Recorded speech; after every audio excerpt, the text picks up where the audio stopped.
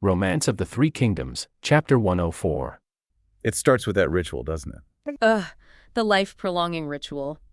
That famous attempt to, well, bargain with the heavens. Which goes wrong. Spectacularly wrong. Thanks to Wei Yan, his own general just stumbles in at the worst possible moment. Knocks over the main lamp, right? The crucial one. Yep. And just like that, the ritual's hope is extinguished.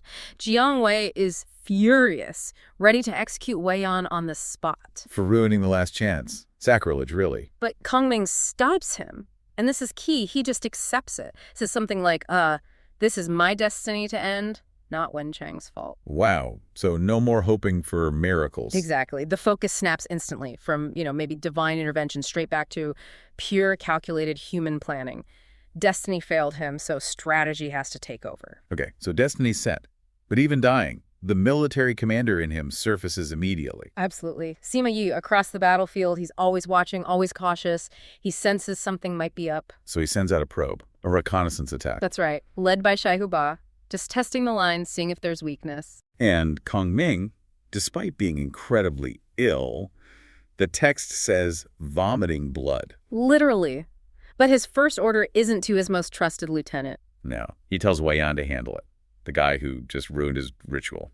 Which is strategically brilliant even then. He's using Wei Yan, the potential traitor, the guy Sima Yi knows is a capable general. Ah, so it makes Sima Yi think everything's still normal, still strong. Exactly. Keep up the facade. And Wei Yan does the job, pushes them back hard. Proving Shu is still a threat. So he's managing the external enemy and the internal threat with one move. Killing two birds with one stone right before he shifts focus, because he knows the campaign itself is basically over now. Right. The immediate battle is handled, but the bigger picture, his legacy. Precisely. The knowledge has to survive. That becomes paramount. And this is where Jiang Wei comes in. Yes. Kong Ming picks him as his sole intellectual successor.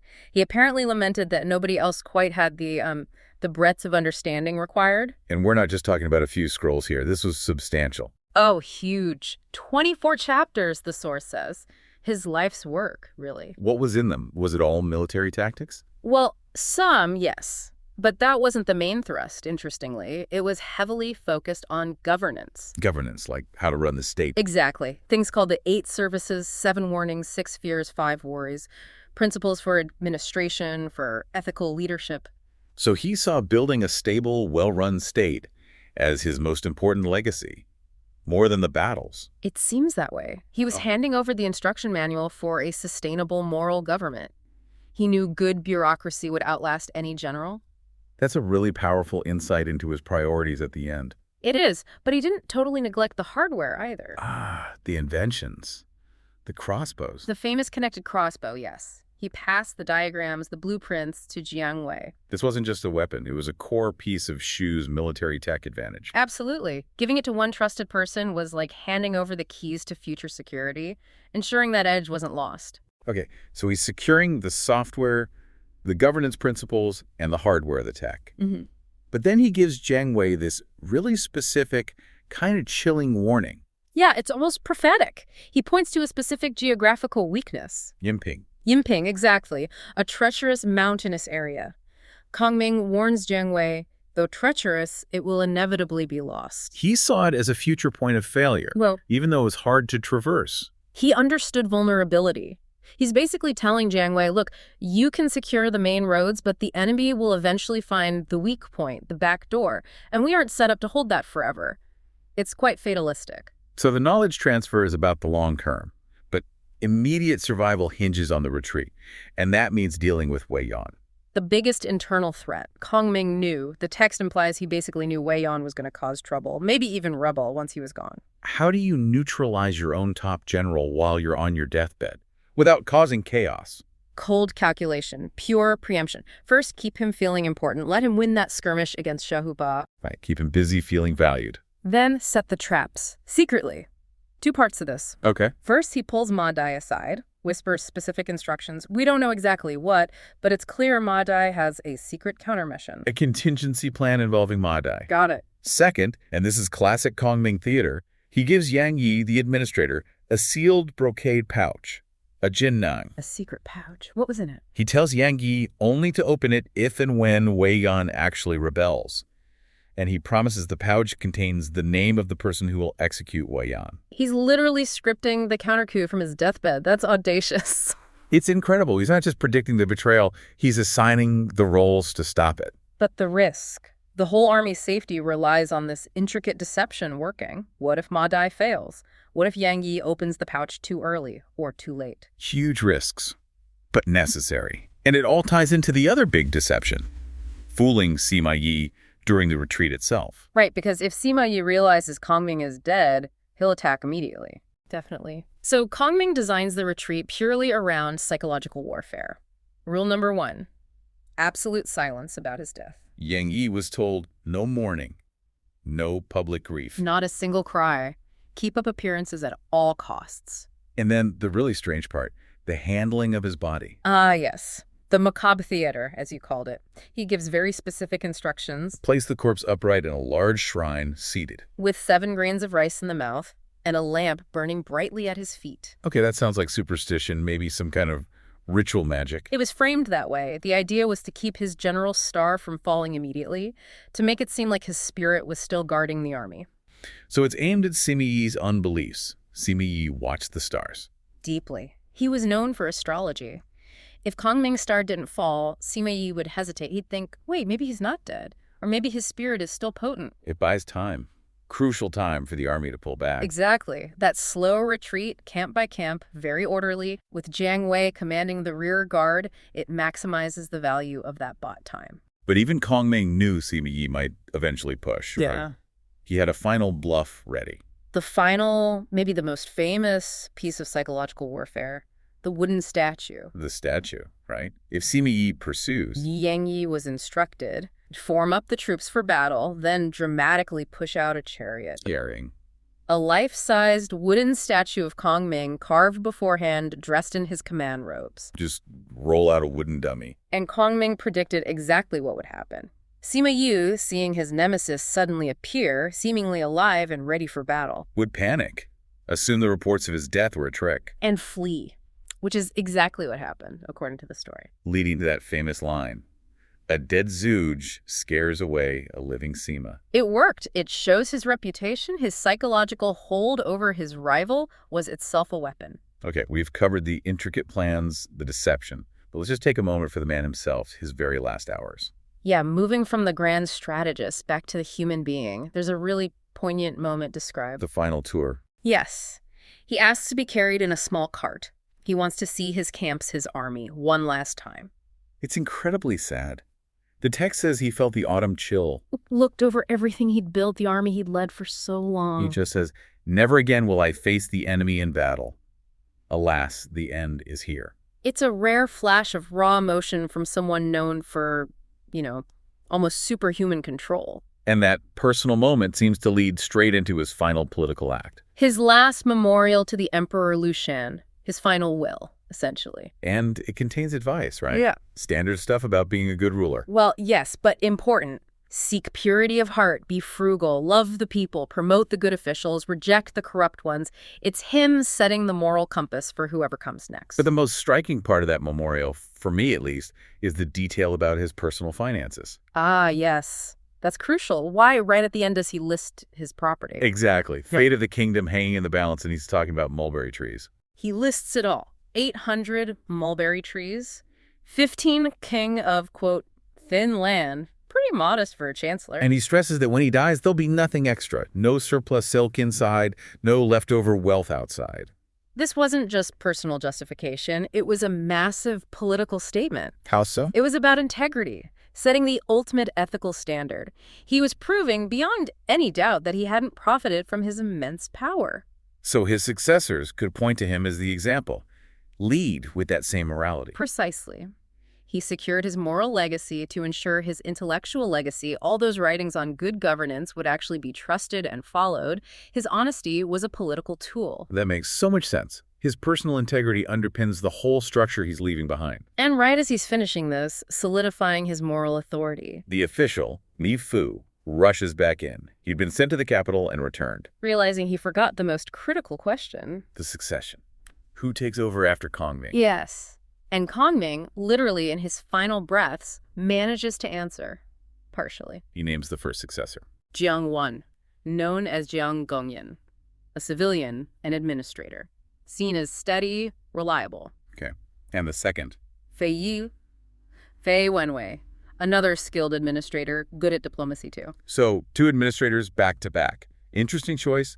Not a military figure first. Reflects his focus on stability and governance, perhaps, but then... Li Fu asks, and after Fei Yi, who's third? Silence. Kong Ming gives no answer. He dies right then. At 54, leaving that final piece of the puzzle blank. And the immediate aftermath, the reaction to his death, really underscores how vital he was, even to those he'd punished. The sources mentioned two specific cases, right? Liao Li. Yeah, an official Kong Ming had banished. When he hears the news, he weeps. Declares something like, I shall end up wearing left-collared garments. Meaning he'd become a barbarian, lose his place in civilized society. Essentially, yes. He realized that Kong Ming, even in his severity, represented the order and structure of Han civilization that kept chaos at bay. Without him, Liao Li feared regression. And the other one, Lian. Another official Kong Ming had demoted, quite severely. He also broke down. But his reaction was different. He apparently got sick from grief and died soon after. His reasoning was that he always hoped Kong Ming might eventually recognize his repentance and reinstate him. But with Kong Ming gone. He knew no one else would have the authority or perhaps the inclination to overturn Kong Ming's judgment. His hope for rehabilitation died with the chancellor. Sima Yi had been stuck in this stalemate, just waiting, patiently waiting for some kind of break. For months, yeah. And the source tells us, one night, he's watching the stars, and he sees something that changes everything. It's this incredible celestial sign. He sees a huge red star. The text specifically says it had a radiance that had horns, guang mangu jiao. Horns, right. And it streams across the sky, northeast to southwest, crashes right into the Shu camp. And apparently it rose twice and even made a sound. Wow. Okay, so if you're a general back then, steeped in divination, believing the stars reflect earthly events, this isn't just some random meteor. No, not at all. It's a direct message. Yeah. And Sima Yi gets it instantly. What's his reaction? Immediate. Absolute. Kong Ming is dead. Just like that. Exactly. Exactly. The star's path, its appearance, it points straight to the fall of the enemy commander. So Sima Yi orders the Wei army, get ready, we're pursuing. Now, this is the moment he's been waiting for. Right, his whole career building to this, but then he hesitates. He pulls back. Yeah, he hits the brakes. This is what's so fascinating about their rivalry. He's convinced Zhuge is dead, stars confirmed it, but he holds back the main force. Why? Caution. Deep caution, born from years of dealing with Zhuge tricks. He suspects it might be an illusion. Yeah. He knew Zhuge was rumored to use these Ding 6Gia methods. Now, for listeners, this isn't just standard military feints. It's like ancient, complex arts of divination, illusion, maybe even something more esoteric. So not just worried about a simple ambush. He's worried about some kind of, magical trap set by a dying genius. Precisely. The fear is that Zhuge is weaponizing his own death or the appearance of his death to lure the Wei army into a devastating trap. It's next-level paranoia. Understandable, given their history. So very wisely, Sima Yi holds back the main army. He sends only a small, fast scouting group, General Xie Huba, just a few dozen riders, to go quietly check out the Wuzhang plains. That initial doubt, that caution, it turns out to be crucial later on. Absolutely. It saves him. So while Sima Yi is outside the camp, wrestling with his suspicions inside the Shu camp, things are already falling apart before Sima Yi even makes a move. And it all centers on General Wei Yan. Yeah, the story sets this up perfectly with a really bad omen. Wei Yan, who's one of Shu's top frontline generals, a veteran, he has this dream. He wakes up, sees two horns growing out of his own head. Okay, that sounds alarming. He asks an advisor, Zhuge, what it means. He does. And this is where the, let's say, political games begin. Zhuge gives Wei Yan the public interpretation. Very positive. Compares the horns to, mythical beasts like the Kailan. Says it means promotion, ascension. And Wei Yan, being ambitious. He loves it. He's thrilled. But that's not the real meaning, is it? Not according to Zhuge himself. Right. Privately, he tells another official, Fei Yi, the truth. He breaks down the Chinese character for horn, jiao. It's made up of the characters for knife, dao, and use. Knife use? So that knife used on the head. Tu shang yang dao. Right. Basically a death sentence. Extremely ominous. Wow. And this interpretation comes just as the news breaks internally. Exactly. Fei Yi finds Wei Yan and tells him the Prime Minister, Zhuge Liang, died the previous night, third watch. And he relays Zhuge Liang's final secret order. Wei Yan is to command the rear guard, the Duanhao, during a slow, quiet retreat. Keep the death totally secret. How does Wei Yan take that? He explodes, furious. He flat out refuses. And it's all about rank and respect. Wei Yan points out his titles. Front General, Southern Zheng Marquis, he's a top military commander. Right.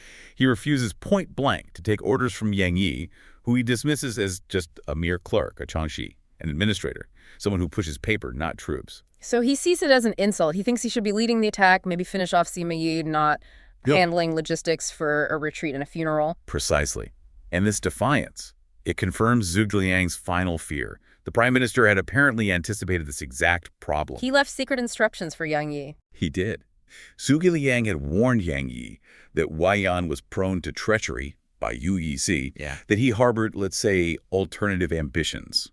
So the whole retreat plan was designed with this in mind. It was a defense against Wei Yan as much as Sima Yi. Clever. So Yang Yi, the clerk, suddenly has the authority. He has the military seal. Yeah. And he has Jiang Wei, another trusted general, designated as the actual rear guard. They just quietly start the retreat following Zhuge Liang's real plan. Leaving Wei Yan basically fuming and out of the loop. Until he realizes he's been tricked, played by the mere scholar, as he calls Yang Yi. Then he openly rebels. He takes his own faction, My Day supports him, and they actually turn south to attack the main Shu force, trying to seize control. Incredible. So just as Sima Yi is finally deciding to move, the Shu state is effectively fighting a civil war during its own retreat. A war on two fronts. Sima Yi closing in from the outside, Wei Yan attacking from within.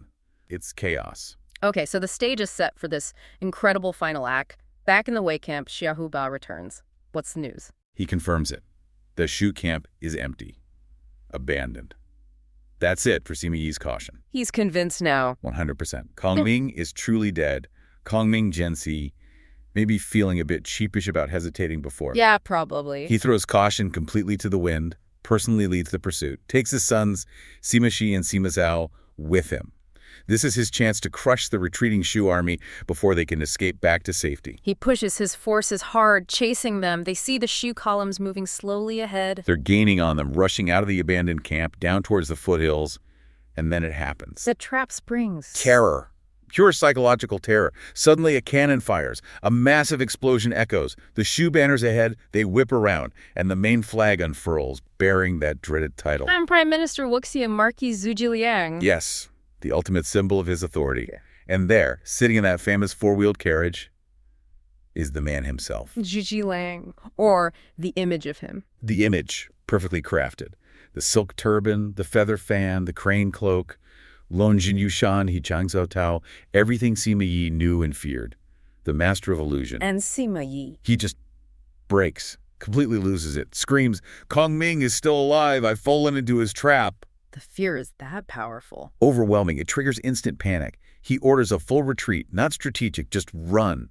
His disciplined Wei soldiers, they just dissolve into chaos, dropping weapons, armor, trampling each other just to get away. Fleeing from a ghost, essentially. Fleeing from the idea of Zhuge Liang. They run for maybe 50 li, and that's about 20 miles, before his generals manage to stop him, get him under control. And the first thing he says, it's incredible. It really is. He catches his breath, rubs his hand over his head, and asks frantically, do I still have my head?